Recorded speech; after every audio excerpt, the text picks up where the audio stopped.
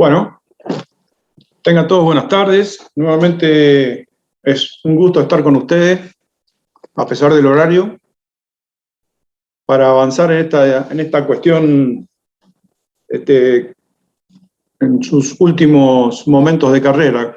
Realmente un gusto acompañarlo en estos momentos. Bueno, quería decirles, antes de comenzar la clase propiamente dicha, que estoy muy conforme de cómo se resolvió el trabajo práctico número 1, o sea, hubo una gran respuesta. Respecto del trabajo práctico número 2, verdaderamente lo estaríamos terminando ahora en 15 a 20 minutos, el trabajo práctico número 2, estaremos terminando la teoría. Calculo yo que se van a hacer aproximadamente las 3 cuando terminemos. Entre las 3 y las 4 los voy a dejar a los que no lo hayan resuelto para que lo resuelvan conmigo presente acá en Zoom, de modo de que puedan hacer preguntas, o sea, podamos compartir ese trabajo práctico, en todo caso, las dudas. Y a partir de las 4 va a comenzar la profesora Raudy una clase que va a hablar sobre los colores y símbolos de seguridad. Va a hablar sobre el sistema internacional de señales, que es muy importante que sepamos esto para poder seguir comunicándonos, es decir, en esta intención que tenemos de generar en ustedes un lenguaje común para poder entendernos de qué estamos hablando. Bien, vamos a terminar entonces la unidad. Para hacer un raconto de lo que hemos visto, comenzamos con 2 primeras unidades en las cuales se veían aportes teóricos, no tenía contenido, digamos, práctico para hacer ejercicio, pero verdaderamente eran fundamentales para que nosotros estableciéramos principalmente una jerga de comunicación que nos permita establecer este tipo de vínculo y se vaya comprendiendo el procedimiento. A ver, un momentito.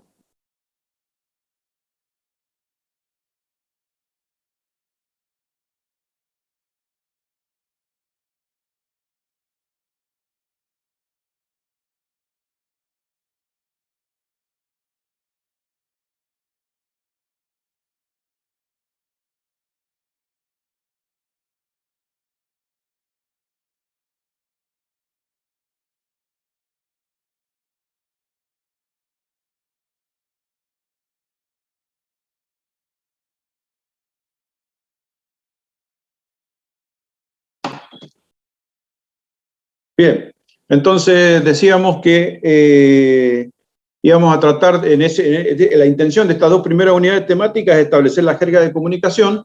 La unidad temática número 3 ya empezaba, que es la que estamos terminando el día de hoy, comenzaba con los peligros mecánicos. Es medio caprichoso esto de clasificar, por ejemplo, un peligro eléctrico como un peligro mecánico. Perfectamente un peligro eléctrico lo podríamos clasificar como un peligro físico. Es decir, que esta clasificación podrá tener sus críticos, podrá tener su gente a favor, pero bueno, simplemente la utilizamos nosotros como un argumento como para ordenarnos, no tiene ningún sentido práctico. He visto libros que lo clasifican de muy diferente manera. En general nosotros tomamos peligro mecánico, de esos peligros mecánicos tomo los 4 principales peligros que hay normalmente en la industria, que son el peligro eléctrico, el peligro de trabajo en altura, que es generado por el trabajo en altura, el riesgo del trabajo en altura, el peligro de golpes que vamos a ver hoy y el peligro de atrapamiento. Son esos 4 principales peligros mecánicos, entendiendo, o sea, así caprichosamente, por peligro mecánico aquel que puede provocar, digamos, un accidente del tipo mecánico, ¿no? Con consecuencias más o menos graves. Luego, a partir de la clase que viene, el martes que viene, ya comenzamos con una cuestión más interesante que son peligros que no tienen características mecánicas, que son peligros de índole física o química, que están más bien en la zona de la higiene y no de la seguridad. Estos peligros mecánicos que habíamos analizado, que vamos a analizar hasta hoy, los maneja la seguridad, los administra la seguridad. Pero la higiene se ocupa de administrar todos aquellos peligros que no signifiquen normalmente un accidente inmediato, sino que puedan significar a mediano o largo plazo la aparición de una enfermedad profesional. Eso iniciamos ya a partir de la clase que viene. En cuanto a peligro mecánico, entonces corresponde hoy hablar de peligro de golpe. Peligro físico-mecánico, vamos a hablar de peligro de golpe. En peligro de golpe van a notar ustedes que hay el procedimiento que vamos a utilizar siempre para analizar este peligro es el reconocimiento, la evaluación y control. Van a notar ustedes que en en este reconocimiento de peligro de golpes, como el de peligro de atrapamiento, no hay mucho que ver, verdaderamente no hay demasiada teoría, es muy difícil escribir sobre eso, debido a que son cuestiones más bien intuitivas. Todo lo que les cuente verdaderamente lo más razonable que existe. Son cosas que si hay alguien que se golpea, evidentemente hubo algo, una partícula que saltó despedida a gran velocidad, o una herramienta que cayó de un lugar a diferente altura golpeando a una persona, o una persona caminando golpeó un objeto que no estaba colocado en su lugar. Pero el peligro de golpe es más bien, se trata desde el punto de vista intuitivo más que desde el punto de vista físico. Desde el punto de vista físico nos daría argumentos para generar problemas, poder resolver cuestiones, pero esto no. Esto lo tiene que resolver solamente la intuición. Reconocimiento, evaluación y control. Vamos a iniciar entonces con la etapa de reconocimiento. ¿Cómo clasifica nuestra ley a los peligros de ser golpeado? Porque si se trataba de peligro de golpe. Bueno, hay peligro de ser golpeado por objetos que caen, como ven ustedes ahí, por objetos que vuelan, por objetos que se deslizan o columpian, y a nivel de suelo también es posible ser golpeado. Y en general, si nosotros aplicáramos unas sencillas técnicas, aparte de la intuición, del sentido común, si aplicáramos unas sencillas técnicas en orden y limpieza, por ejemplo, el almacenamiento correcto de los materiales, orden y limpieza propiamente dicho del ambiente de trabajo, el manejo apropiado de los materiales, es decir, cuando un material se saca de su lugar de acopio hasta su lugar de producción, un manejo apropiado, la seguridad de la zona de trabajo, que tiene mucho que ver con lo que va a hablar la profesora Raudy hoy, referido a los sistemas de señales, el sistema globalmente armonizado y el sistema de la NFPA. El globalmente armonizado verdaderamente es el que se está imponiendo en la actualidad. Hay que observar permanentemente, como les decía siempre a los operadores, recuerden ustedes que este tipo de peligros se pone de manifiesto cuando hay, no podemos calificarlo como distracciones, sino excesivas concentraciones. En los ambientes laborales llega un punto, un momento de trabajo, si ustedes analizan una curva en la que se pueda evaluar el nivel de atención de un individuo, si esto es las 8 de la mañana y esto es, si esto es las 8 de la mañana, acá, le vamos a poner la hora, el día, horas. Y esto es el el porcentaje de eficiencia. La eficiencia, esto no lo vamos a borrar, la eficiencia arranca a las 8 de la mañana con un determinado valor, llega a un valor pico, esto sería el 100%, llega a un valor pico que no alcanza el 100%, baja alrededor de las 12, baja a su mínimo valor, vuelve a subir un pequeño pico hacia la tarde, que anda, esto llega más o menos a un 65%, acá baja después a un 50%, pero nunca vuelve a recuperar el valor de las 10 de la mañana. El valor de las 10 de la mañana es el pico máximo de rendimiento en cualquier empresa. En ese momento es esperable que el nivel de concentración de los individuos sea máximo. Ustedes recuerdan que yo les comentaba que a medida que aumenta el nivel de concentración se pierde conciencia de la visión periférica, entonces ahí es donde es muy importante que haya personal capacitado observando todo el entorno, de modo de que por cuestiones de causas personales se puedan evitar accidentes. Normalmente ustedes recuerden que el 95% de los accidentes se producían por causas personales. Y también podemos decir como último punto, el no uso, el mal uso o el desuso de equipo de protección personal también es una causa de accidentes. Bueno, normalmente el peligro de ser golpeado nosotros lo vamos a tomar desde 4 puntos de vista. El golpe por un vehículo en movimiento, aquellas empresas grandes en donde tengan lugares de circulación por vehículos, de ahí que sea tan importante el establecimiento de protocolos de velocidad de circulación, sentidos de circulación y todo lo demás. El peligro de ser golpeado por objetos que se desplazan dentro de una planta, el peligro de golpe entre vehículos o de vehículos con objetos, y también se cuenta como peligro de golpe dentro de los conceptos de nuestra ley, la proyección de elementos de máquinas por parte de máquinas que trabajan a alta velocidad, ¿no? Ahí, por ejemplo, la caída de una partícula en el ojo es analizada por nuestra ley como un golpe, directamente como un golpe. O sea, así no se trate de un hecho violento en donde hay un impacto, la sola caída de una partícula en el ojo es considerada, es manipulada como un golpe y es considerada los efectos estadísticos como un golpe. Entonces, bueno, si ya tenemos más o menos acotado entre 4 causas que nos originan la mayor cantidad de accidentes producidos por golpe, está más, digamos, acotado nuestro campo de acción y podemos iniciar acciones que nos permitan corregir de alguna manera esa cuestión, que es lo que estamos buscando.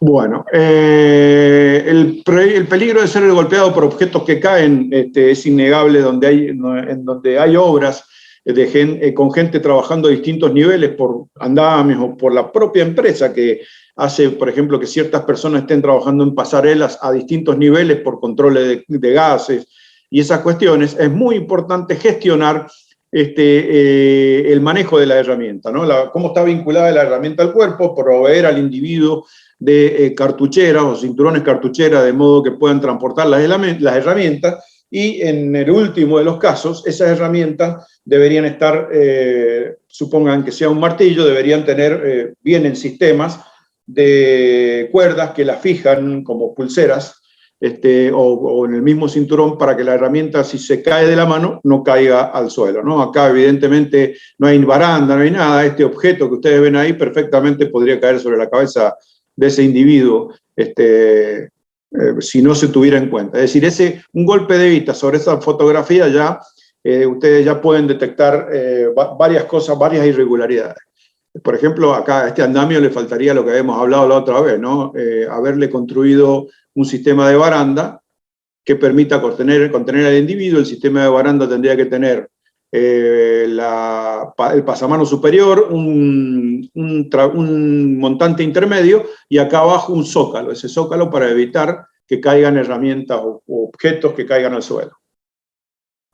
Bueno, otro peligro de los objetos que caen más próximos a la ingeniería industrial, bueno, se trata de los grandes montajes de empresas industriales, de galpones, en donde efectivamente todo el transporte de una pieza en el discurrimiento desde el punto donde estaba depositada, el eslingado por parte de la grúa y todo el transporte de la grúa hasta el punto donde se debe hacer el montaje. Ustedes fíjense que este cabezal de esta viga tiene una platina con 2 agujeros que van a calzar acá seguramente. Bueno, entonces está todo eso preparado para poder efectuar el montaje. Otra cosa importante, que cada vez que se vayan a levantar objetos y vayan a ser transportados por el aire, la persona que hace esta acción se denomina aparejador o eslingador. Aparejador. Es una persona cuyo oficio es ese, aparejador. Son especialistas que tienen en cuenta toda la tecnología, tienen en cuenta el centro de gravedad de la carga que están elevando, tienen en cuenta, radios de giro y todas las cuestiones que hagan falta para que el transporte de la pieza sea lo más seguro posible. Bueno, el uso de esta eslinga, como la está usando esta persona, con un doble giro sobre la carga, esas cosas las entienden. Es importante que las piezas, cuando son elevadas por una grúa y sean transportadas dentro de la empresa o dentro del predio, dentro del lugar de montaje, por esa grúa, la pieza no debería estar sola, suelta, sino que tendría que estar vinculada mediante lo que se denomina un cabo de comando con un individuo. Este cabo de comando no cumple funciones de fuerza, sino simplemente cumple funciones de orientación para que la pieza vaya transcurriendo su circulación dentro del predio en donde estemos trabajando ordenadamente, sin empezar a girar por efecto del viento, por efecto de distintas razones. Solamente por el efecto de Coriolis de la Tierra, las piezas, la aceleración de Coriolis de la Tierra, las piezas, si se las deja sola, comienzan a girar. A ver qué dice acá. Bueno, también, más o menos la misma lógica anterior, ahí están izando una viga. Teóricamente acá se faltaría la cuerda de comando, obviamente, no se ve, o por la distancia que está la foto no se ve que ninguno de estos operarios tenga una cuerda sosteniendo la viga. Bueno, otra cosa importante en un ambiente industrial es que los materiales sean acopiados. Ustedes van a notar que estas fotografías corresponden a la industria de la construcción porque es la que más da ejemplo de desorden y de falta de organización en estas cuestiones. Los materiales mal apilados y desorganizados son origen de varios accidentes. Entonces esas cosas hay que tenerlas en cuenta. Particularmente esta obra que ustedes ven ahí es una obra nueva, como la ven esta viga nueva, esta viga de hormigón, que está pegada a una obra vieja que se está demoliendo. Entonces, bueno, los cuidados que hay que tener se multiplican muchísimo. Bueno, si seguimos con la misma lógica, hay que ver, tiene que haber una gestión del acopio de los materiales. El acopio de los materiales debe ser hecho en forma muy inteligente porque tiene que ser hecho en el orden de la necesidad que va a tener el proceso de montaje, para no tener que desarmar pilas de materiales. Una vez, por ejemplo, si no se encontrara la viga que va acá, para el montaje, habrá que, esta es una de estas vigas, y entonces si la viga está abajo o está mal ubicada, evidentemente nos obliga a generar toda una serie de trabajos que aumentan los riesgos, ¿no? Otra posibilidad de golpe son las máquinas, los objetos que vuelan. Estos objetos que vuelan no tienen forma más dramática de presentarse que con aquellas máquinas que efectúan aquellas herramientas que efectúan alguna propulsión. Por ejemplo, las máquinas como esta que ven ustedes acá, que es una clavadora. Esa que ven ustedes ahí es una herramienta clavadora.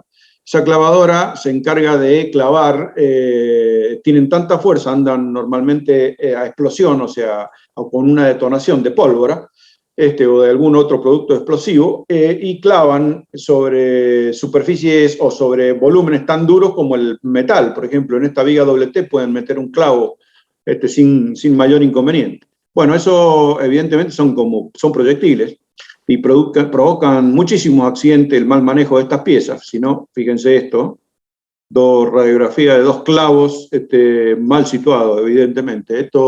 Ese tipo de cosas, acá hay otro en la boca, o sea que esto que está abajo ya es una cosa, esto que está acá abajo.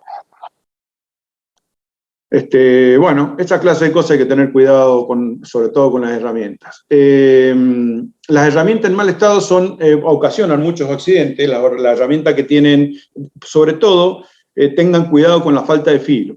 Las herramientas que estén desafiladas, una mecha desafilada en un trabajo es un potencial accidente. Entonces, o tienen afiladores de mecha u ordenan el uso de mechas nuevas. Las piedras de amolar o las piedras cortadoras de carborundum, hay que renovarlas. Apenas pasan un diámetro determinado, hay que renovarlas porque se corre el riesgo de que se rompan y salgan despedidas. Ustedes recuerden que una de las herramientas con las que más cuidado tenemos que tener en una industria es la moladora.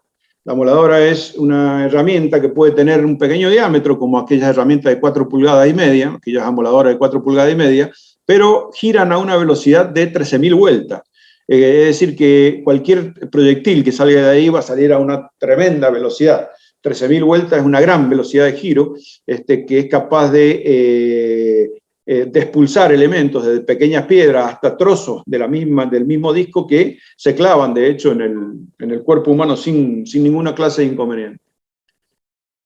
Otra cosa que hay que tener cuidado, bueno, otra herramienta de corte son las cortadoras, las sensitivas. En este caso, la sensitiva debería estar en un banco, no debería trabajarse en el suelo. Fíjense ustedes acá los cinturones portaherramientas que son importantes para el trabajo en altura. Eso es importante tenerlo en cuenta. Bueno, las amoladoras que les había dicho, siempre que se ponga a funcionar una amoladora, tienen que observar el lugar. El lugar tienen que ver cómo se está trabajando, si la persona está trabajando con la protección de la amoladora, esa protección debe dar a la cara, o sea, debe proteger de que cualquiera de partícula de este disco salga expulsada y pegue en la cara, y también hay que vigilar el cono de plumas que genera, el cono de chispa que genera la moladora. Las personas muy concentradas pierden pierden la observación de este tema y por ahí pulsan chispas a lugares donde hay productos inflamables y pasan accidentes. Otras herramientas que hay que tener mucho cuidado son los compresores. Los compresores son capaces de almacenar aire a muy alta presión, que en condiciones indebidas son capaces de expulsar piezas a velocidades tales que pueden penetrar la piel, ni hablar del ojo, ¿no?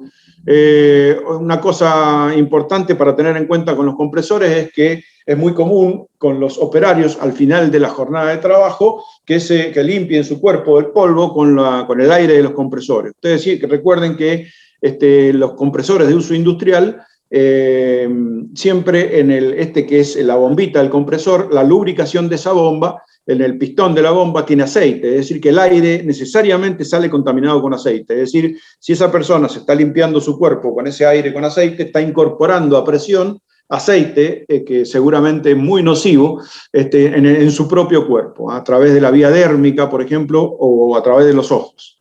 Hay compresores que andan, lo que se llaman de cárter seco, que andan sin aceite, ustedes lo saben, pero bueno, hay que evitar esa clase de mecanismos de trabajo.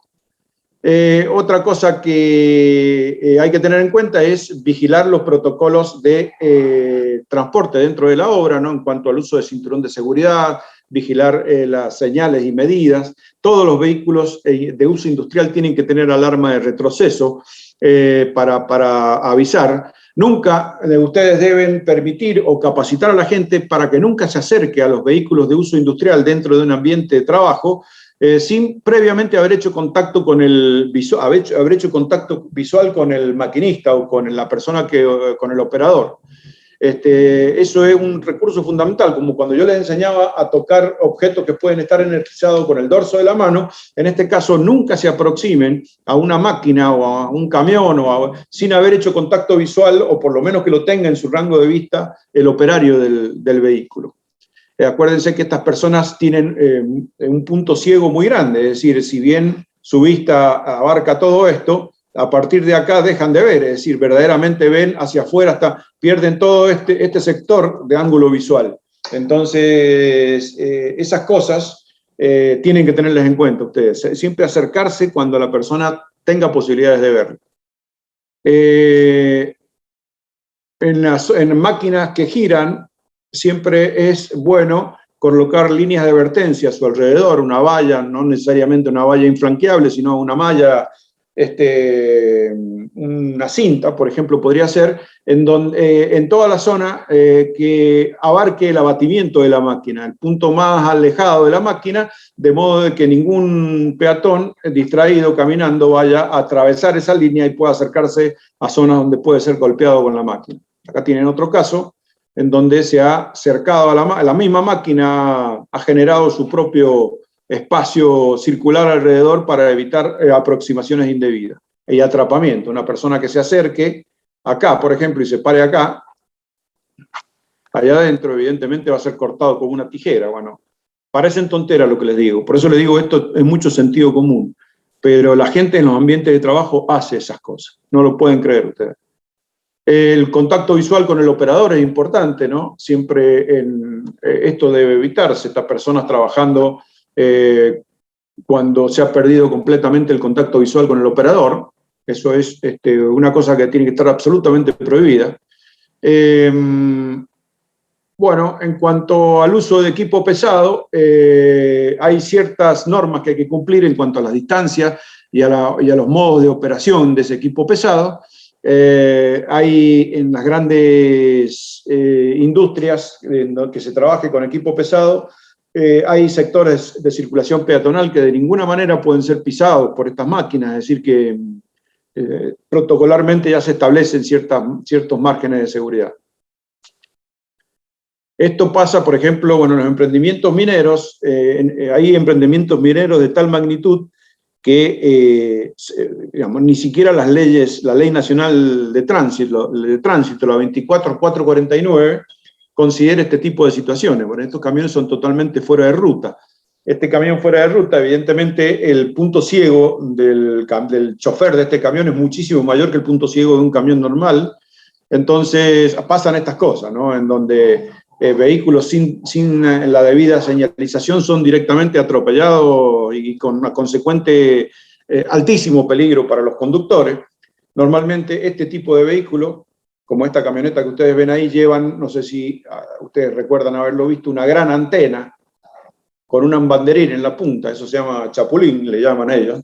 Ese chapulín, ese banderín sirve para que el chofer de estos vehículos los vea, por más que no vea la camioneta, ve el banderín y se imagina que en la punta del banderín para abajo hay algún vehículo. Me imagino yo que así funcionará el asunto. Las leyes, incluso las leyes nacionales, dejan de funcionar en estas zonas, en estas áreas industriales de, por ejemplo, una mina, dejan de funcionar. Entonces, acá no funcionan las leyes de tránsito, quiero decir, no corren las leyes de tránsito, tienen reglamentaciones internacionales especiales. Entonces, en este caso, digamos, no se va a acusar, teóricamente, por darles un ejemplo, no se va a acusar al chofer de este Caterpillar de haber atropellado a una camioneta o con la consecuencia herida o daño que pueda haber producido, daño físico me refiero. ¿Por qué? Porque esos entornos ya se aceptan por códigos internacionales que se manejan con otro tipo de criterios. La organización tiene que ser muy eficiente. Bueno, ni hablar, siempre que haya tareas en la vía pública, los peligros se triplican o se cuatriplican, debido a que hay que desviar al tránsito de gente apurada que quiere ir a su trabajo, que quiere cumplir con sus obligaciones, y uno les está generando perturbaciones. Bueno, eso agrega una cuota más de estrés a toda la ecuación que les vengo planteando. Luego viene el tema de evaluación de los riesgos, que es lo mismo de siempre, lo paso rápido, es decir, uno tiene que plantear simplemente un puesto de trabajo, por ejemplo, para el peligro de golpes, y establecer matrices de riesgo. Esas matrices de riesgo se estudiarán particularmente para cada puesto de trabajo en particular, y en función del resultado podremos establecer políticas de control.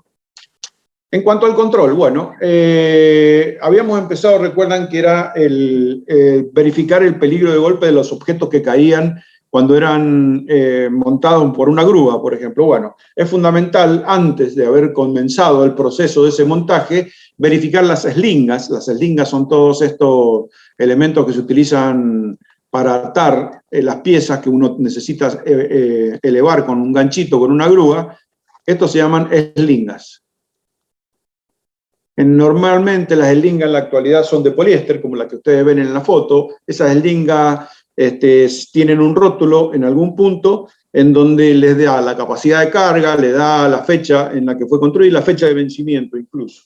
Y fíjese que en la verificación de esa capacidad de carga les da coeficiente. La misma, estos tres últimos cuadritos les dice cómo debe disminuirse la capacidad, o sea, con qué coeficiente hay que multiplicar, un coeficiente de minoración, la capacidad de carga de la eslinga en función de la forma en que esté atada, con una sola eslinga, con dos o en paralelo, como está de esa manera. Entonces ustedes, por mera interpolación, podrían descubrir algún mecanismo intermedio, de modo que les sirva para la forma que ustedes han verificado.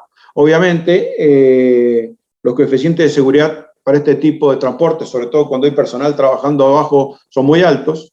Estas eslingas han demostrado una gran eficiencia. Lo primero, para poder autorizar el uso de la eslinga, antes de verificar este rótulo, sería una inspección visual. Es fácil ver cuando una eslinga está saliéndose de servicio. Se empiezan a ver, ¿cómo se dice? Se me sale una palabra, pero es media tonta. Se empiezan a salir los pelitos, los hilos, se empiezan a deshilar. Esa es la palabra más elegante. Se empiezan a deshilar, ustedes ven los bordes lastimados, todos estos bordes, estas costuras se empiezan a salir, estas costuritas que ustedes ven ahí. Entonces, lo primero, una inspección visual. Lo segundo, que el ingeniero o la persona que esté a cargo verifique que en función del peso de este elemento, si ese peso está dividido por los eslingas, tengan en cuenta este ángulo, porque recuerden que ese ángulo modificaba, este ángulo alfa modificaba mucho el valor de la carga, crecía mucho el valor de esta carga. Ustedes recuerden, si esto es P, la reacción acá es P sobre 2. Entonces, esta proyección es seguramente Si esta es la tensión T, T es igual a P sobre 2 alfa, sobre 2, perdón, seno de alfa, seno de alfa.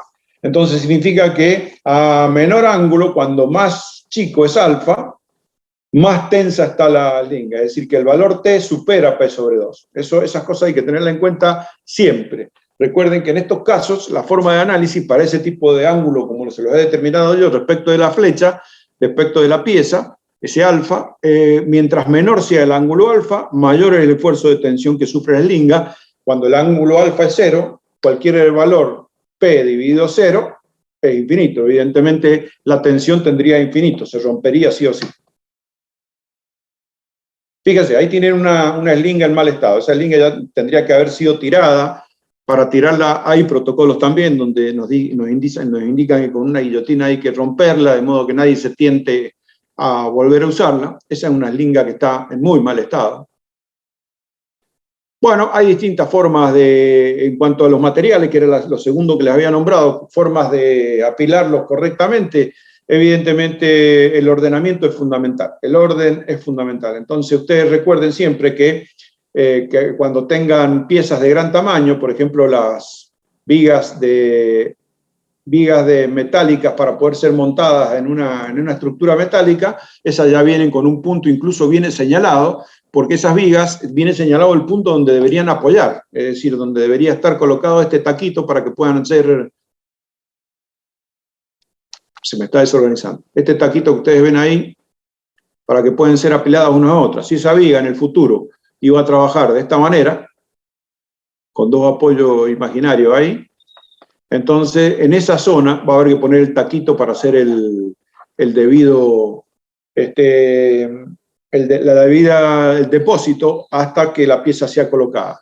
Y si el orden de colocaciones empieza por la 1, de la 1 a la 4, evidentemente hay que apilarlas así, 1, 2, 3, 4, dejar la última pieza, es decir, el protocolo para poder ordenarlas dentro del depósito tiene que ser lógico, absolutamente lógico. Bueno, en cuanto a las piezas individuales, que esto es más propio de la ingeniería civil, hay que fabricar una pila que sea autosustentable. La autosustentación de una pila depende de que los extremos se coloquen con un ángulo determinado, de modo que los mismos extremos sean los que compriman toda la pila, dándole estabilidad. En cuanto a los materiales que vengan en bolsa, siempre las bolsas vienen pensadas de algún modo para que entren en un pallet.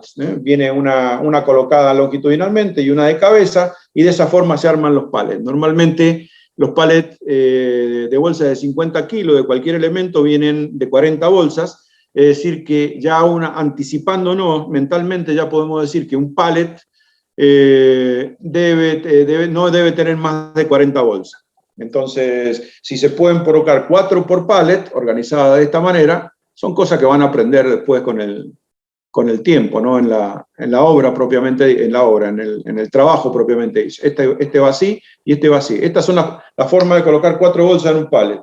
Entonces, si son 40, debemos colocar no más de 10 en altura, de modo que 4 por 10, 40, y sabemos ya cuando vaya el autoelevador a levantar este bin, que no va a tener más de 2.000 kilos, y podemos diseñar si el bin que mandamos a levantar esto puede levantar los 2.000 kilos. Vienen dispositivos para el montaje, que son estas perchas que permiten que las eslingas trabajen en forma recta, dando su máxima eficiencia.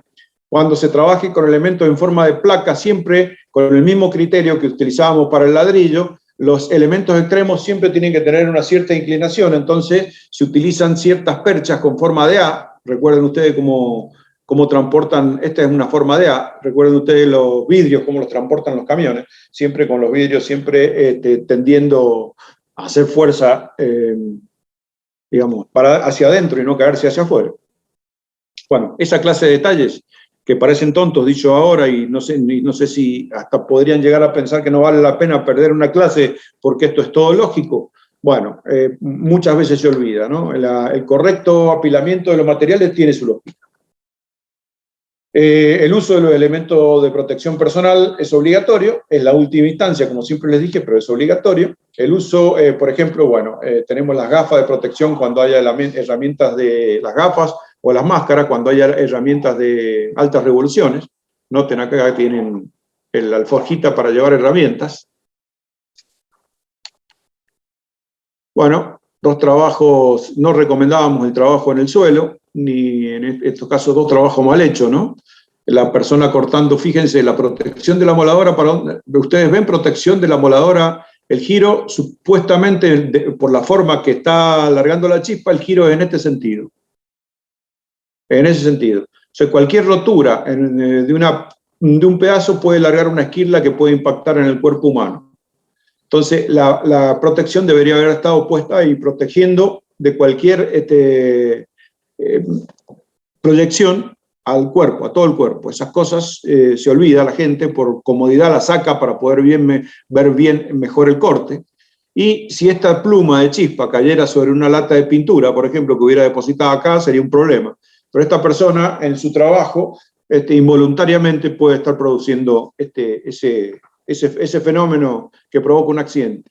Les decía yo que los principales factores de accidente eran las causas personales. ¿Recuerdan ustedes que les decía que el 95% de los factores que producen accidentes eran personales, el 5% restante eran debido al medio? Bueno, ese 5%, el fundamental, si ustedes controlan el orden y limpieza de un lugar de trabajo, esto, por ejemplo, que es muy común verlos, por ejemplo, en obras de construcción o en algunas industrias metalúrgicas, es común ver este lío, disminuye 2,5% de ese 2,5%. Es decir, que nos quedaríamos todavía con una incertidumbre del 2,5%, pero bueno, hemos disminuido en gran medida el peligro. Vamos a hablar de carga y montaje cuando llegue la bolilla correspondiente. Hay una unidad temática que se dedica exclusivamente a establecer condiciones de montaje, es decir, que vamos a hablar sobradamente de este tema. Vamos a hablar también del volcamiento de grúas, vamos a ver cómo verificar rápidamente los sistemas para evitar los volcamientos, o sea, con una calculadora, con el teléfono nomás, ustedes van a poder hacer los cálculos rápidamente antes de autorizar el trabajo. La señalización de lo cual va a hablar la profesora Raudy en un ratito, la debida señalización del ambiente de trabajo, sobre todo si son zonas públicas, ¿no? Esta capacitación, es muy común que se produzcan accidentes en las personas que hacen mantenimiento.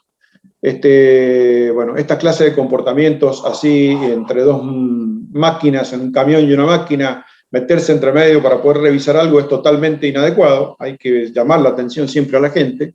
Esta otra persona que está tratando de reparar una máquina o está descansando ahí, no se sabe lo que puede pasar si alguien pone la marcha atrás o esta persona queda atrapada, evidentemente, son actos inseguros. Y bueno, respecto a los golpes que pueden provocar los volcamientos de máquina, las caídas de máquina, eso son cosas muy comunes que pasan siempre en la obra. Para esto, la planificación es fundamental, para todo esto que les he dicho, la planificación es fundamental, la capacitación del personal es fundamental, la inspección de todos los elementos de trabajo es fundamental, pero fundamentalmente, principalmente quería destacarles la supervisión. Ustedes son los que van a estar observando desde lejos el ambiente de trabajo, es decir, las condiciones de contorno las van a ver ustedes y tienen que capacitar a sus capataces para que estén observando las condiciones de contorno y vean y se estén imaginando qué es lo que puede llegar a pasar. Bien. ¿Alguna pregunta sobre esta unidad? Vamos a ver rápidamente la otra y les voy a dejar una horita para que resuelvan el trabajo práctico. No importa que lo hagan mal, no importa que se equivoquen, por favor les pido que hagan la intentona. Luego de que yo termine de dar esto cortito que voy a dar ahora, los voy a dejar para que vuelvan a la página de la facultad, los que no lo han hecho, hay varios que lo han hecho, de hecho, creo que hay 12 personas que ya lo han resuelto, así que esas personas que se queden tranquilas, que les quiero dar este momentito para que lo resuelvan ahora hasta que venga la profesora Raúl. ¿Alguna pregunta sobre esto? No, profe, ninguna, al menos yo. Es todo muy fácil, la verdad que da como... A mí me pesa tener que dar esta unidad temática, porque es una cosa que es todo sentido común, es todo lógica, pero bueno, por ahí vale la pena recordar estas cuestiones. Rápidamente vamos a hablar de atrapamiento ahora.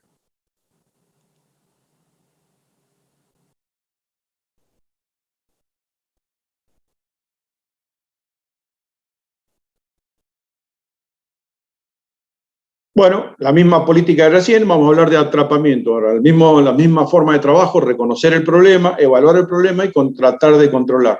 Atrapamiento, que nuestra ley, ¿qué considera como elementos pasibles de ser reconocidos que presenten peligro? Bueno, todo lo que son derrumbes de zanjas, las maniobras de grúas y equipo pesado, las herramientas y máquinas con piezas rotatorias y móviles, y el manejo de materiales siempre son, digamos, son puntos de peligro que deben ser debidamente evaluados. Entonces, ¿cómo controlamos? Ya vamos a ver, bueno, llegar al debido uso de protección. Primero la capacitación. El debido uso de la gestión de la zona de trabajo, la construcción de barricadas y vallados de protección, el manejo seguro de materiales y, sobre todo, quería mostrarles en la última parte, la protección de partes móviles de la máquina. Muchas veces nuestros operarios, por una cuestión de comodidad, le sacan la protección a esa parte móvil. Como les mostraba recién, esa persona que le había sacado la protección a la moladora para poder trabajar, para poder observar más claramente la zona del corte. Es verdad que la protección se torna incómoda a veces porque no nos permite ver cómodamente qué es lo que estamos cortando, hay que moverse mucho para el costado, pero es fundamental para proteger la salud de las personas. Bueno, en sitios congestionados, vamos a hablar del atrapamiento. En sitios congestionados, pues sobre todo en la construcción de una industria, de una obra cualquiera, siempre existen peligros de atrapamiento. Estos atrapamientos están desde los de abajo hasta los atrapamientos por encima del nivel. Siempre que haya una zanja, la circulación de vehículos en las zonas cercanas de la zanja puede producir descalce de gran parte del terreno. Este terreno se puede derrumbar sobre la persona que está trabajando y produce atrapamiento de las personas allá abajo. Entonces hay reglamentaciones dentro del decreto 911, se habla perfectamente de la distancia a la que pueden circular los vehículos pesados respecto del borde de la zanja clasificada en función del tipo de terreno del que estemos hablando.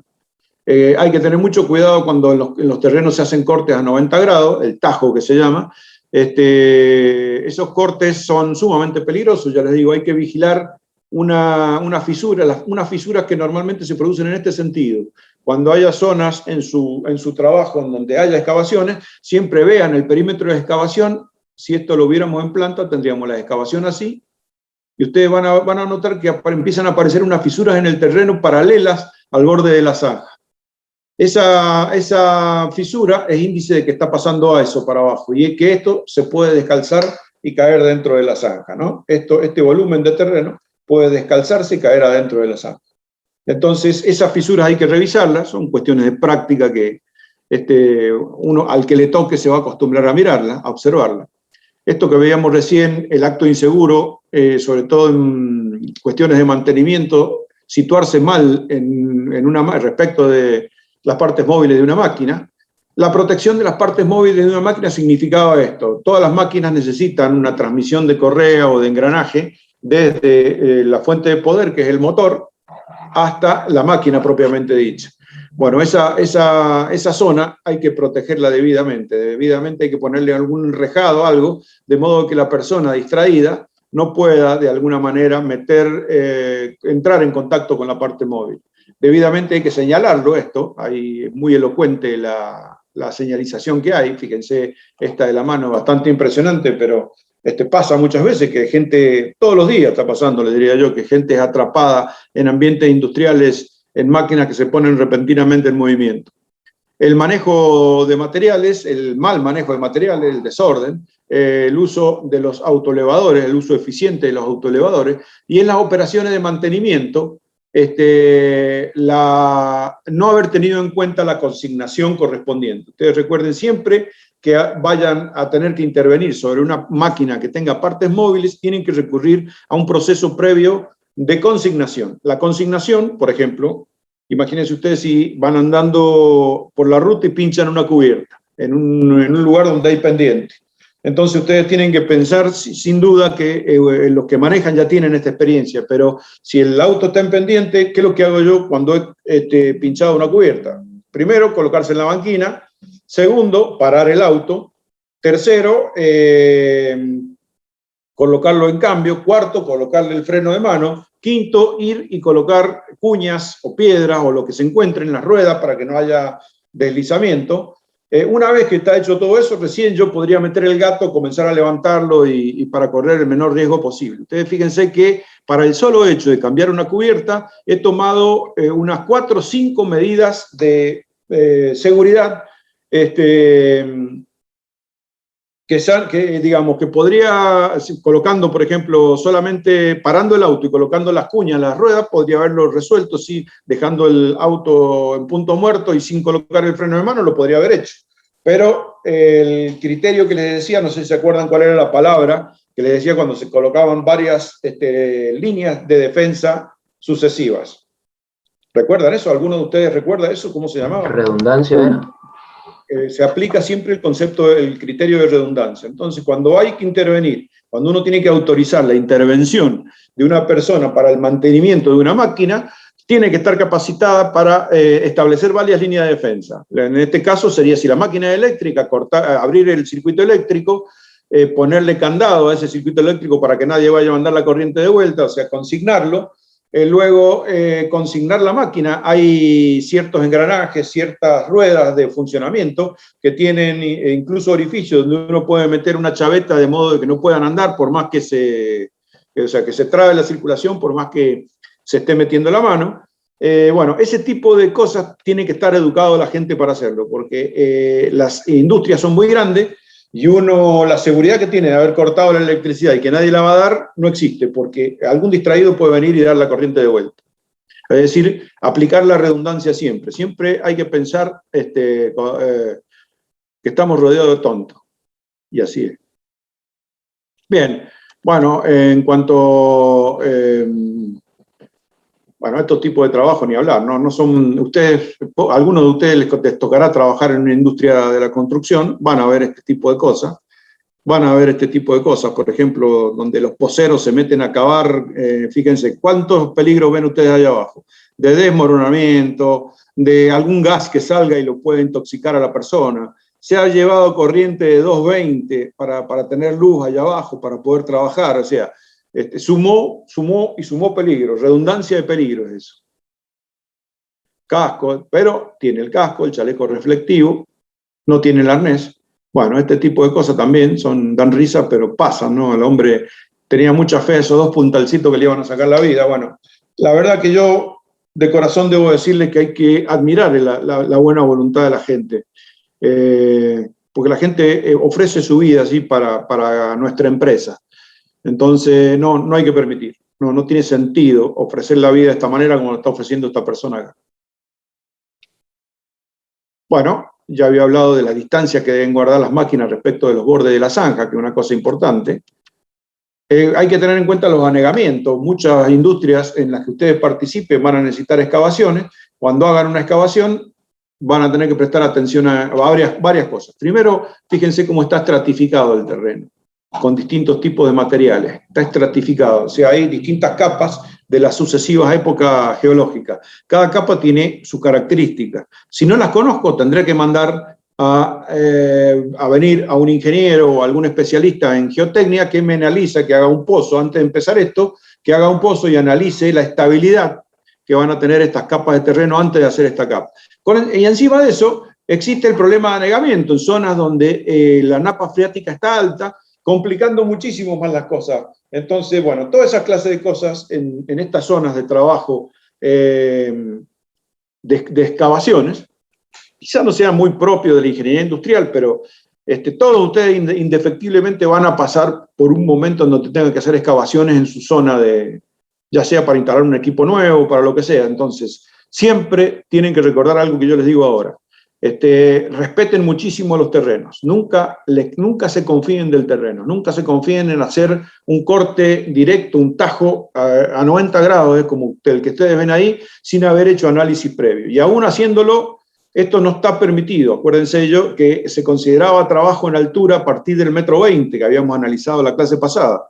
Entonces, a partir de una profundidad de 1,20 m, 1,20 m, esto tendría que estar entibado, es decir, se tendrían que haber colocado, entibado, tabla estacado, se tendrían que haber colocado elementos de defensa apuntalado con respecto a un elemento de defensa de este lado, es decir, entibarlo de modo que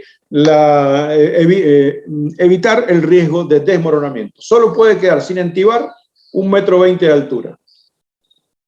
Referido a lo que habíamos calculado, ¿no? Que a partir del 1,20 m ya comenzábamos a calcular trabajo en altura. La evaluación de riesgo es la misma, no nos vamos a detener, y bueno, precauciones que hay que tener entonces, se los coloco para ustedes a modo de ayuda a memoria. Cada vez que tengan una excavación, hay checklists que deben simplemente consultar, bajar de internet o ver en estos apuntes que ustedes tengan para poder revisar en la mañana, antes de autorizar las tareas, que se cumplan todo. Verificar la demarcación y señalización, de la que va a hablar la profesora Raudy enseguida, el uso de elementos de protección personal, la condición de la maquinaria pesada, que exista la alarma de retroceso, la estabilidad de los puntos de apoyo de la máquina pesada, permanentemente mirar el tajo, el corte, que normalmente cuando uno hace un tajo en un terreno, el gran efecto que se produce es que cuando le da el sol en la tarde se deshidrata. Al deshidratarse, esa pérdida de humedad es sinónimo de pérdida de estabilidad. Entonces vigilen esas grietas que yo les decía, esos hundimientos que son elocuentes de que algo está pasando con el terreno, de que hay movimiento. Si no, tienen que llamar a un geotécnico que les haga un análisis y que les diga, bueno, excaven hasta 2 metros con seguridad, de los 2 metros empiecen a apuntalar, bueno, que les diga él, que lo firme. Bueno, hay muchas condiciones. El hecho del permiso de trabajo, que es el que les estoy proponiendo, se autoriza una vez que tengan todas el conocimiento en la mano, y ciertas otras normas que ustedes ven ahí en circulito que tienen que cumplirse. Para poder circular hay que hacer puentes, las escaleras, como se les había nombrado, ustedes fíjense que la escalera está sobrando 1 metro del borde de la zanja, como habíamos hablado, y está vinculada acá en la parte superior mediante 2 tacos clavados. Nunca tiene que haber más de 2,50 metros entre un puesto de trabajo, por ejemplo, esta persona, y la primera escalera. Siempre tiene que haber una escalera, aguas abajo y aguas arriba, de modo que pueda evacuar rápidamente la zanja.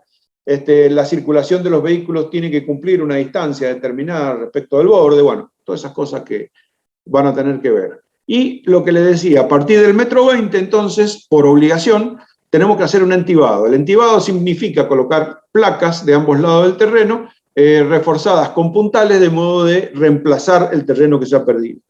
Este entibado tiene una lógica de trabajo, puede ser hecho en madera, hay entibados metálicos que vienen preparados. Esto que ustedes ven ahí es un tipo especial de entibado que se llama tablestacado, que está compuesto por unidades independientes que se colocan con unos travesaños. La ventaja que tiene esto es que el frente de trabajo puede avanzar, ir avanzando, y cuando queda libre la última tablestaca se desclava de acá y se vuelve a clavar en el último lugar. De ese modo se va avanzando con un frente de trabajo seguro.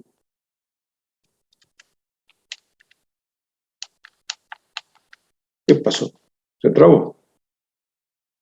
Bueno, lo que les decía, el tema del tipo de terreno, no vamos a meternos en esto porque no es razón de ustedes, pero siempre ustedes van a encontrar estratificaciones. Hay distintos tipos de terreno. En función de cuál sea el tipo de terreno, esto normalmente en la jerga se denomina horizonte A, B, C. En función de eso, ustedes van a tener que tomar las precauciones correspondientes del tipo de zanja. Puede que el geotécnico nos diga, mire, no haga un corte vertical porque es peligroso. Bueno, habrá que recurrir a distintos métodos. Este es el de las terrazas, por ejemplo. Es carísimo porque se mueve mucho terreno, pero es seguro para trabajar, el método de las terrazas.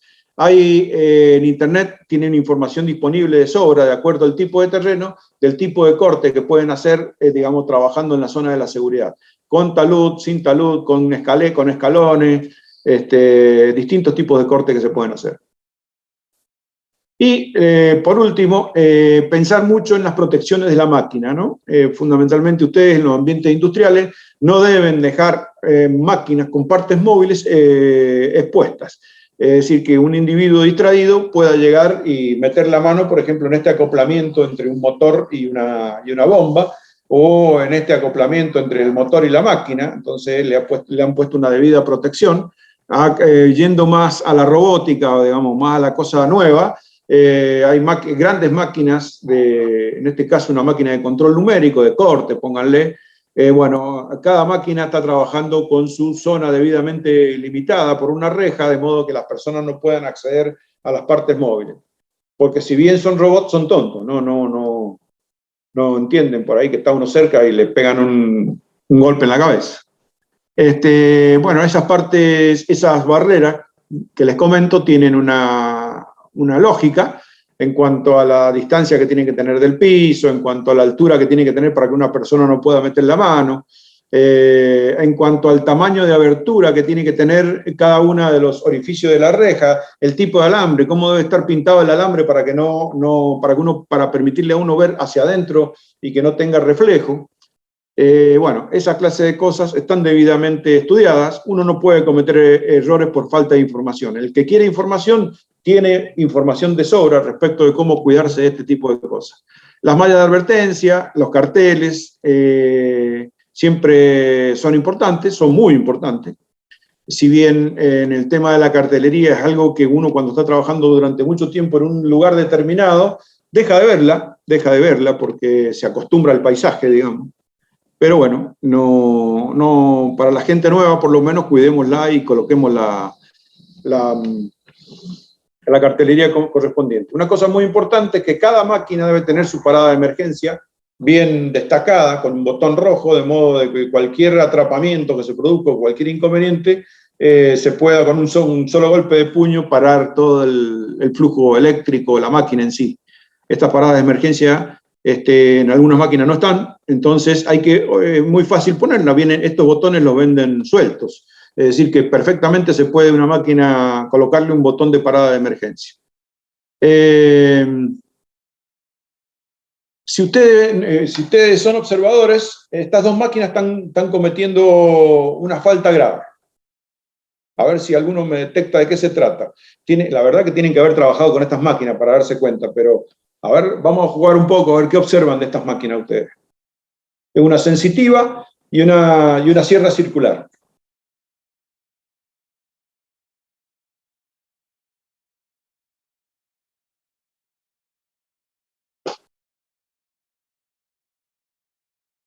¿Notan algo? Puede ser que esté como agarrado con un perno o algo así, profe. Muy bien, esta imagen, ¿no? Fíjense que esta es la protección que debería circular de esta manera y una vez que la máquina está levantada, esta protección debería tapar, digamos, la inercia de giro de la máquina cuando todavía no termina de parar. ¿Se entiende la lógica? ¿Qué es lo que hicieron acá? Le metieron un tornillito para que no tener que andar levantándola cada vez que corten un metal. Esa es un mal uso de la máquina por una cuestión de comodidad o mayor eficiencia del operario. ¿Se entendió lo que dije? Sí, sí, es una protección. ¿Esa es manual? O sea, ¿la tienen que levantar a mano? Claro, estas sensitivas son manuales y los cortes, uno ubica el perfil ahí, ubica el perfil exactamente en el lugar del corte y a mano baja la máquina. Entonces, el deslizamiento de esto hacia arriba es automático porque tiene un sistema de palanca y balancín, de modo de que cuando baja el disco, automáticamente se levanta la protección. O sea, no es que tengas que levantar vos la protección en forma manual. ¿Está bien? Ah, claro, esa era la pregunta. Está bien. Y ahí ven la protección levantada la máquina, entonces uno cuando va recorriendo la instalación ve que estaban operando como corresponde, porque esta protección que ustedes ven acá, que es un plástico de alta resistencia, se mete adentro de esta carcasa cuando la máquina baja y vuelve a circular y proteger la sierra, la inercia del movimiento de la sierra cuando la máquina está subida, ¿se entiende? Entonces, esta máquina está bien, esta está mal. ¿Se entendió? Sí, profe. Sí, profe. Bueno, esa, fíjense, es una tontera, ¿no? Pero fíjense, de esto miles de cosas ustedes van, cuando se acostumbran a los trabajos, al trabajo que les toque desempeñar, cuando entren en la planta, se van a dar cuenta de un montón de cosas. Los muchachos, por una cuestión de comodidad, siempre adecúan la máquina. Entonces, lo que hay que hacer es poner a alguna persona especialista evidentemente, si esta persona le puso ese tornillo ahí, quiere decir que esta máquina de algún modo no es práctica. De algún modo no es práctica, porque si hubo que trabar esta protección para funcionar más rápido, la máquina no es práctica, no está siendo práctica. Entonces, ahí sí, por ahí conviene invertir en adecuar el puesto de trabajo al hombre. No hay que adecuar el hombre al puesto de trabajo, sino el puesto de trabajo al hombre. En este caso, habría que haber visto, por ejemplo, hubiera sido inteligente que esta protección amarilla que ustedes ven acá, en lugar de ser una protección metálica, hubiera sido una protección translúcida como esta. ¿Se entendió? Para que el hombre no perdiera de vista en ningún momento el contacto de la pieza cuando baja con el elemento que está tratando de cortar. Porque el problema es que cuando la piedra queda muy chica, como ustedes ven acá, esta piedra normalmente tiene este diámetro, un diámetro mucho mayor. Cuando se gasta quedan muy chiquitas y el operario, el que baja la máquina, pierde de vista la velocidad tangencial o sea, pierde de vista la tangente de la piedra, de modo que tiene que moverse para el costado para poder ver. Por eso traban las máquinas. ¿Se entiende o estoy chapuceando? Entiendo, profe. ¿Entendieron, no? Sí, sí. Bueno, de esto ya habíamos hablado en la unidad temática anterior. Esta persona ahí que está conversando con el maquinista parada ¿cómo se llaman las cuestiones estas? La oruga de la máquina. A este otro metiendo la mano ahí en una parte móvil de un motor a explosión. Bueno, esperamos que haya consignado debidamente el equipo, ¿no? Hay otra persona metiendo la mano en un engranaje de una grúa, en el tambor de carga de una grúa. Acá están, fíjese, izando un tabique. Estos tabiques tienen el nombre de tilt up. Es decir, que se paran así como ven ustedes, con el auxilio de una grúa, se apoyan acá abajo y se paran directamente con un movimiento basculante y quedan parados, como ustedes ven ahí. Cuando todos los tabiques están puestos, se autosustentan entre sí, pero previamente hay que colocarles puntales, como ustedes ven. Pero esta persona no sé por qué se metió ahí adentro para maniobrar. Si no, con la fuerza que tiene él no va a poder mover ese tabique para ningún lado. Así que alguien está cometiendo un error ahí. Bueno, y fundamentalmente, recuerden una cosa, en las tareas de mantenimiento se producen gran cantidad de accidentes. Entonces, el bloqueo y la rotulación del equipo es fundamental para que las tareas de mantenimiento se hagan bien. Bien, con esto sería la presentación de estos dos ítems. Como verán ustedes, no tienen mucho contenido de física, ni de aritmética, ni de geometría, ni de matemática, pero había que nombrarlo, como para nombrarlo una vez y no volver a decirlo. Por ahí nombrarles a ustedes el tema de la problemática de la excavación. Quizá no volvamos a hablar de excavación nunca más, o no lo vuelvan a ver ustedes, pero alguna vez tienen que haberlo escuchado. Alguna vez tienen que escuchar que los terrenos pueden ceder, porque alguna vez van a estar implicados en una excavación. Entonces, desconfíen de los terrenos. Ese es el mensaje que quiero que se lleven. Nunca meten a una persona a trabajar sin la debida verificación del terreno. La idea ahora entonces es utilizar esta hora que nos queda entre las 3 y las 4 para que ustedes, los que están presentes, que son 54, hagan la intentona con la unidad temática, el práctico. Son 90 minutos para poder intentarlo. Les he dejado. Está abierto hasta hoy a las 18. No, hasta las 0 horas en realidad. O sea, pueden intentarlo el resto del día, pero les voy a dejar esta parte del día para que lo intenten y si tienen alguna pregunta la conversamos. Yo quedo acá en Zoom. ¿Puede ser? Pero ¿dónde Ok. aparece, profe? Porque ¿Cómo? yo no lo estaría viendo. No, tienen que meterse a la ¿cómo se llama? A la página virtual de la facultad, al Moodle. El aula abierta. El aula abierta, ahí está, no me salí. Tienen que meterse al aula abierta y abrir el trabajo práctico número 3. Ah, perfecto, perfecto. Gracias. Acuérdense que tienen 2 intentos y disponen de 90 minutos. O sea, para mí va a ser de gran utilidad. Para mí va a ser de gran utilidad fundamentalmente para que ustedes aprendan, para que jueguen un poco con lo que vimos de trabajo en altura y peligro eléctrico. Pero va a ser de gran utilidad sobre todo en midiendo fuerza, es decir, estamos viendo hasta dónde podemos avanzar con la virtualidad, de qué modo es más eficiente la virtualidad. Es decir, que para mí un dato estadístico importante que ustedes lo resuelvan.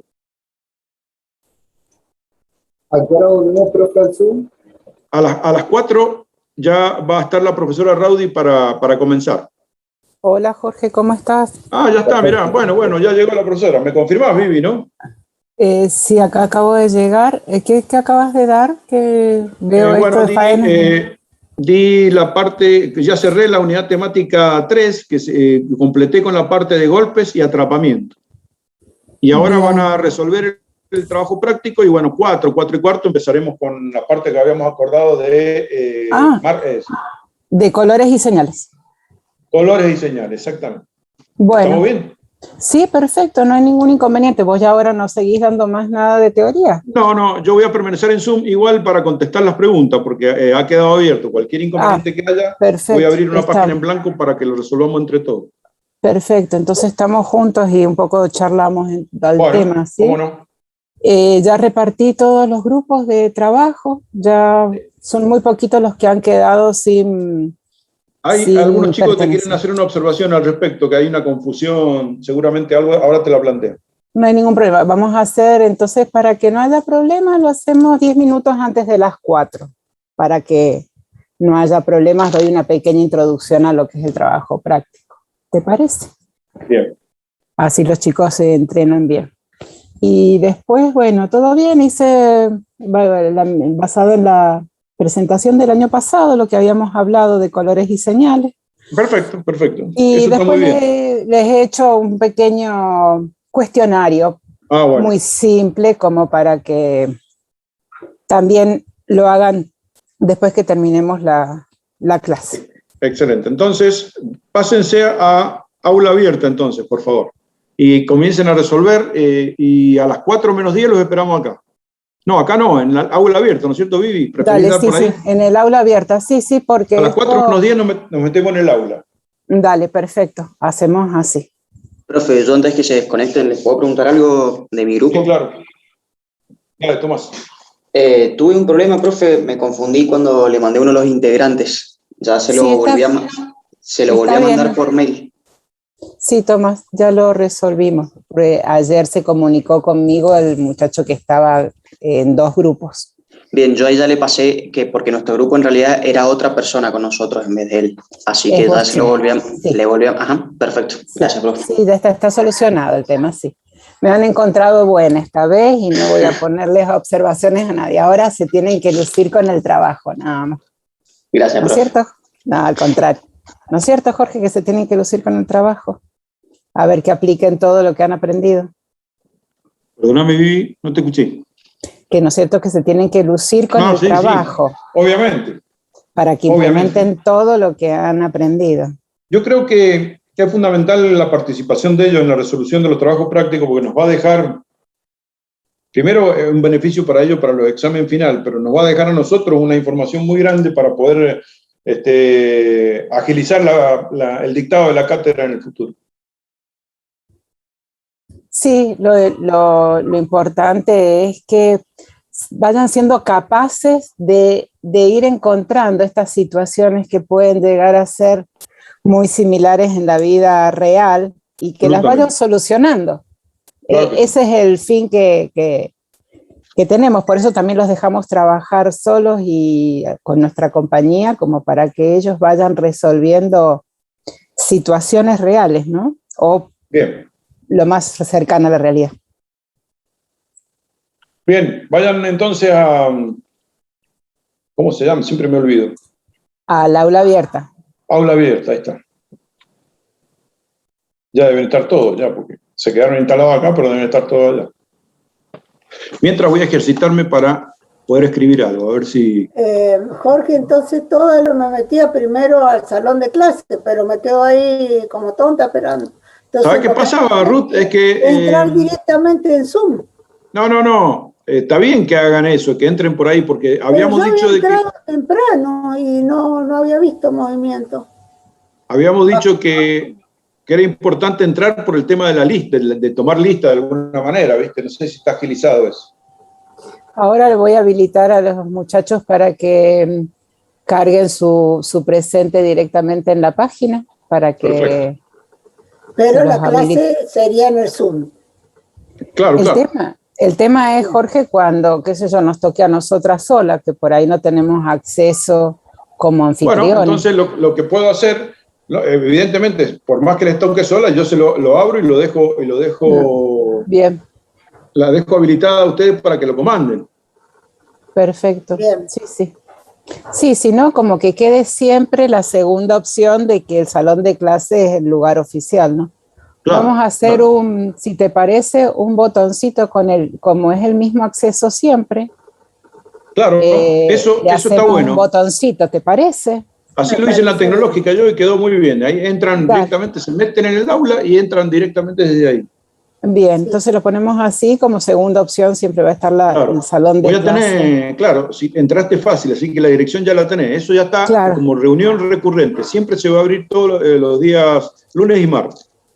Bien, perfecto. Lo que sí necesitamos un anfitrión, porque si el anfitrión no está, no se abre. ¿Es así, Jorge? A mí me parece que no se abre. Entonces yo, si ponerle que faltara algún día, estaría bueno para... A ver, quisiera saber, voy a averiguar alguna mecánica para que lo pueda abrir vos o la Ruth. A ver, hace una cosa ya, si los chicos se desconectan de este Zoom, no hay problema. Desconectate y yo me trato de conectar solo. Y yo creo que no va a poder, Vivi, por eso... Pero me salieron otras preguntas. Ah, claro, ese es el problema, ¿viste? Porque vos tenés dos posibilidades y las dos tienen preguntas totalmente distintas, pero planteame lo que vos quieras. Ah, no, es que nada, quería verlas porque las tenía ahí, pero igual ahora que abrí el segundo no se borra, o sea, les llegó igual lo que yo hice, ¿no? Sí, ya están todos los resultados, los que entregaron están todos aprobados. Ah, no, sí lo había probado, pero quería ver las que... Bueno, no importa. Déjame ver, yo te voy a hacer acordar, para un poquito, dame un segundo. Yo te voy a hacer acordar a ver qué es lo que puede haber tenido problema Gargiulo. Sí. María Teresa. María José Teresa.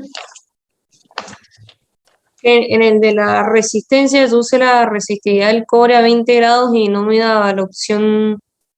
0,0172. ¿Pusiste eso? Sí, había puesto, a ver, si lo anoté en un papel, había puesto 1,72 por 10 a la menos 8 ohm por metro. No, es 0,172 ohm por metro cuadrado sobre metro. Ah.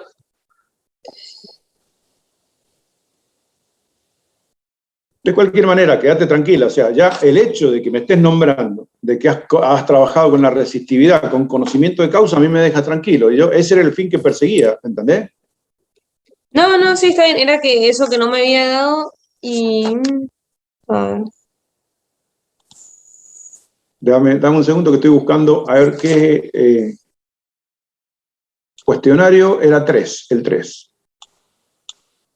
Gargiulo.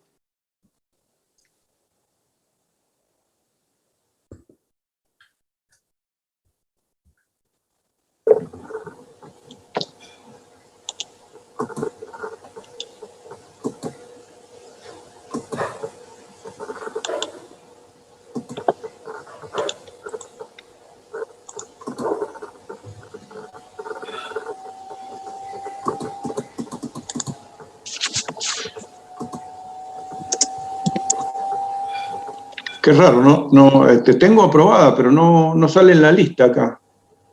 Es que debe ser porque volví a abrir el cuestionario y ahora me aparecieron otras preguntas. Debe ser eso. Pero bueno, igual no importa. O sea, era eso que había tenido. Y a veces, profe, se me confunde cuando me pedía grado y peligrosidad. Y como no me mostraba las respuestas, no sabía si lo había hecho bien o mal a eso. Claro, eso lo he resuelto para el práctico que viene. Ya les puse que pudieran revisar el procedimiento durante el mismo ejercicio. ¿Qué es lo que era? Repetime la pregunta. Que me tocaron 2 ejercicios que yo tenía que poner si era grado o peligrosidad. O sea, grado de... ¿Qué? ¿Grado de exposición, peligrosidad o grado de exposición? Claro, y medio que se me confundían. En realidad siempre se te van a confundir, porque, mira, a ver, pongamos una situación que sea confusa. A ver, un trabajo ponía en lo de la altura. corriente. Lo de la Claro, corriente me ponía en uno de los casos. Lo de la corriente, ponele. El corriente, viste, la corriente tiene muchas variables. La intensidad de corriente tiene muchas variables. De hecho, el valor de la intensidad, el valor absoluto de la intensidad, ¿es peligrosidad o grado de exposición? Es que, ¿Qué te parece a vos?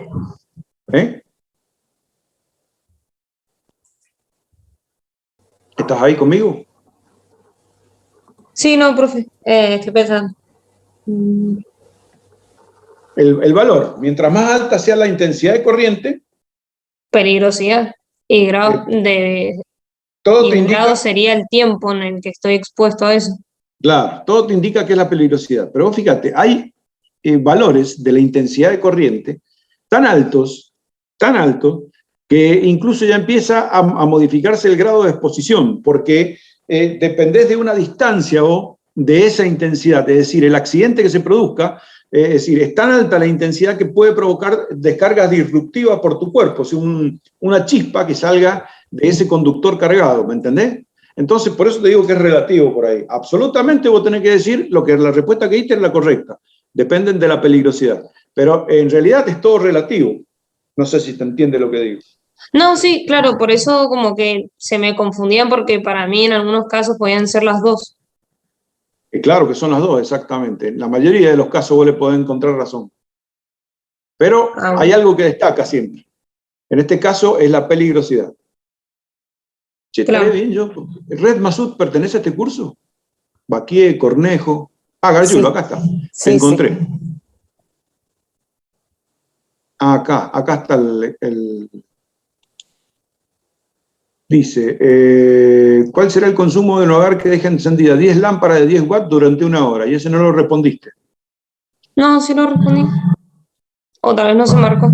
En la primera versión, respuesta incorrecta. Vos habías puesto... A ver.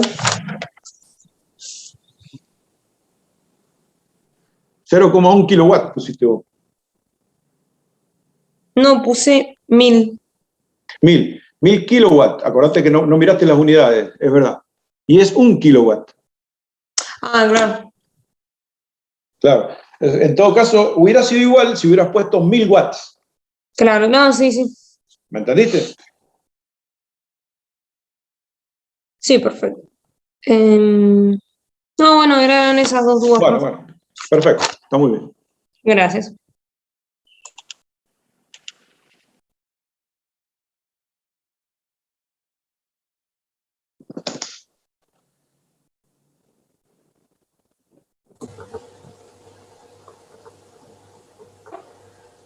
Bueno, Jorge, ¿querés que nos quedemos acá?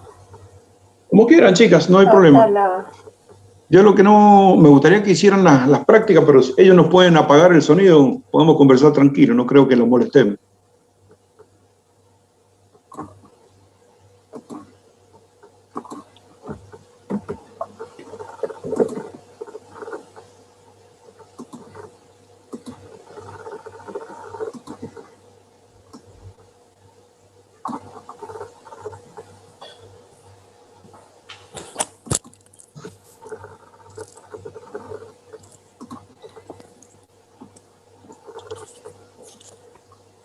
¿Te pusiste la segunda vacuna, Jorge? No, Ruth, ¿vos sí?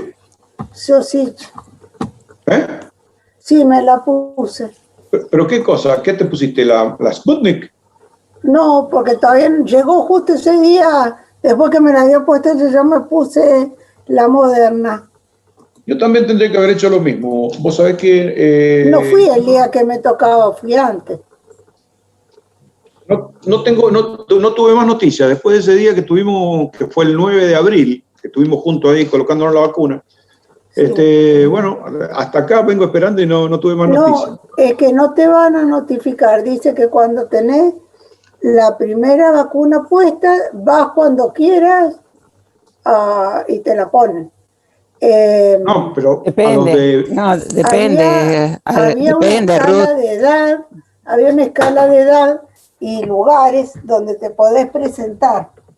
Pero si él quiere la Sputnik como segunda dosis, tiene que esperar el correo. Exactamente, eso es lo que entendí yo. Para la Sputnik... Claro, si vos querés solamente esa, sí. Ahora, Ya la están poniendo. ahí en la Facultad de Medicina hace ya 3 semanas que están poniendo, creo que la Moderna, que era la alternativa, y están poniendo primera y segunda dosis. Se ve que tienen, todavía están habilitados los vacunatorios. Sí, y la AstraZeneca también la están, podía ser, creo. Había un par de vacunas. Sí. Ayer a mediodía murió un colega de ahí de la Facultad de Ingeniería de COVID. ¿Quién, Jorge? El Carlos Escaglia, No lo conozco. de Arquitectura. Ajá. ¿Y qué tenía mala condición física o algo? No, estaba bien, pero parece ser que fue un virus intrahospitalario, o sea, según lo que dicen, yo te estoy repitiendo lo que escuché de las charlas, un virus intrahospitalario y no el propio COVID, la razón. Sí, entró en un proceso de falla renal. Pobre. Qué horror. Así que no está, o sea, toda esta relativa calma que estamos viendo, no sé si tiene... En realidad no estamos mucho mejor, o sea, en cantidad de muertos evidentemente ha bajado mucho, pero estamos en medio de todo el despelote. Sí, está complejo las.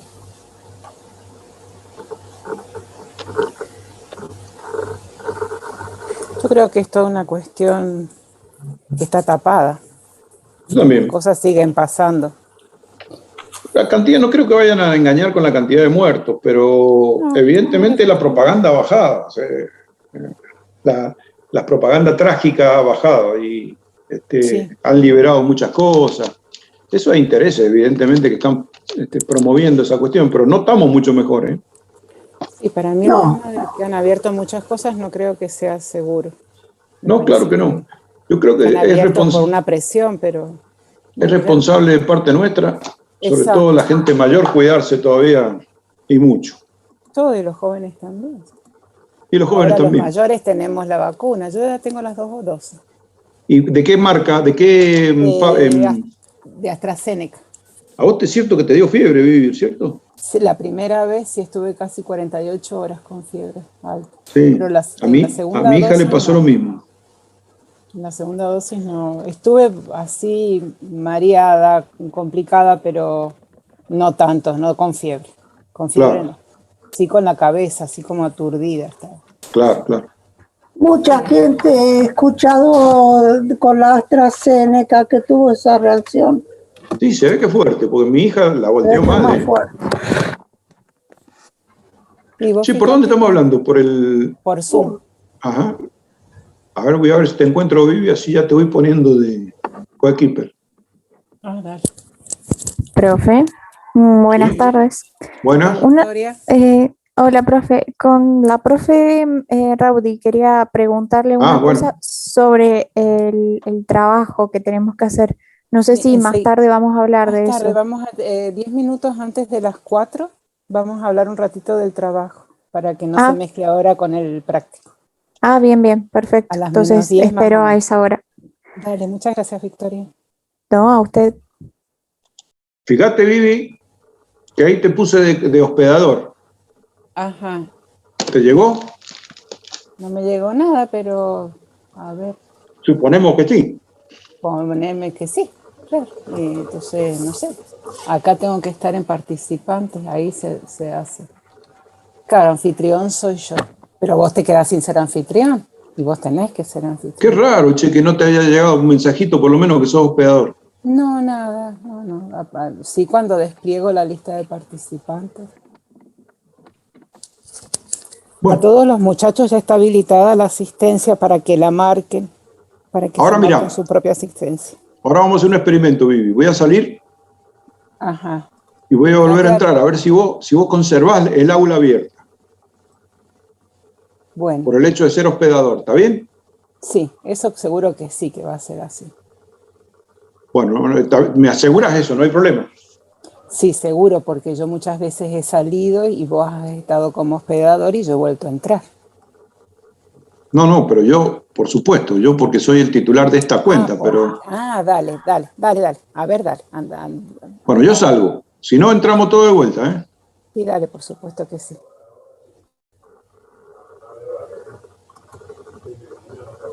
No, estás, ¿no es cierto, Claudia?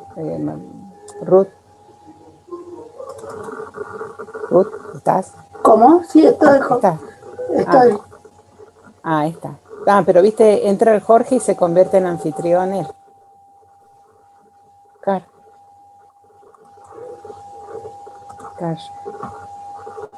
Es propiedad de él la cuenta, por eso.